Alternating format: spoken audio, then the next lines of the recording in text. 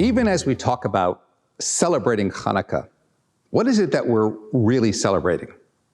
Of course, there is the miracle of the small band of Jewish warriors that defeated a far greater Assyrian Greek army. There's also the well-known miracle of how they found a small bottle of oil that should have lasted for one day, but actually burned for so much longer. But perhaps greater than the miracle of a small group of men defeating a large army, and perhaps even more miraculous than finding a small bottle of oil with a seal that burns so much longer than it should have, is the simple fact that they had the faith and the conviction to go and search for such a bottle amidst the ruins in the first place. Sometimes the greatest miracle is not manna from heaven or splitting seas, but within ourselves, and more precisely within our convictions. There was a woman who spoke some years ago at the Waldorf Astoria in New York City for the Society for the Prevention of Blindness. And she said, "Ladies and gentlemen, I went blind at a young age. I couldn't see. Nonetheless, I went on to achieve my doctorate in psychology and I launched a successful career. I went on to get married. I had 4 children. Then I heard of a doctor from Italy who had devised a surgical procedure to restore vision in certain cases and determined that I was a candidate. I sent in my file and he took up my case. I hesitated at first, but one close colleague said to me, if you were able to accomplish so much in your blindness, imagine how much more you can accomplish once your eyesight is restored. You'll become a powerhouse." And she said to her audience, as you all know, I had the surgery done and I can now see. What you may not know, however, is that within 4 years, I became depressed. I became estranged from my family. I lost my job. And she said, why? What happened? What changed? And then she explained very simply and yet powerfully, because when I was living in the darkness, I always was looking for the light. But I didn't know how to live in that light.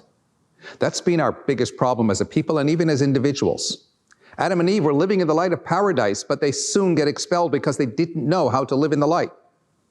When the Jews were in the darkness of Egypt, they were crying out for redemption, looking for the light. As soon as they are freed, living in the light, they make a golden calf. They complain continuously. They didn't know how to live in the light. And in the Chanukah story, we were in darkness looking for that bottle of oil. The menorah then burnt in the temple for some 235 or so years, but we didn't know how to live in the light. The temple was destroyed. The Jews were exiled, and we have been struggling to one extent or another ever since. There's a light that burns bright inside each and every single one of us. Inside this light are our greatest potentials. But how often do we go looking for this light? And even when sometimes we do tap into it, how long do we actually live in this light? Or to put the question another way, how much do we really believe in ourselves and in our God-given ability to achieve greatness?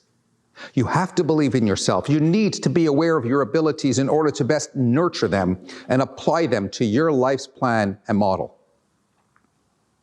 There were these 2 seeds that were lying side by side in the beautiful spring soil. The first seed said, I want to grow.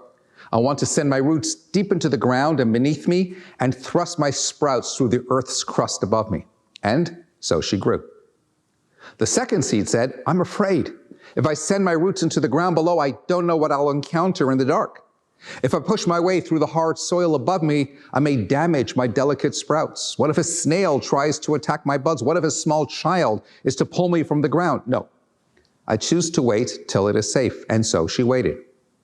A little chicken came wandering along in the garden looking for food and found the seed that chose to wait and immediately ate it. And the moral of the story is, if you refuse to risk in order to grow, you will get swallowed up by life. As you gaze at the beautiful Chanukah flames flickering, ask yourself, which seed am I? The one stuck in the dark ground, not realizing my fullest potential, or the one that has broken through and discovered the light?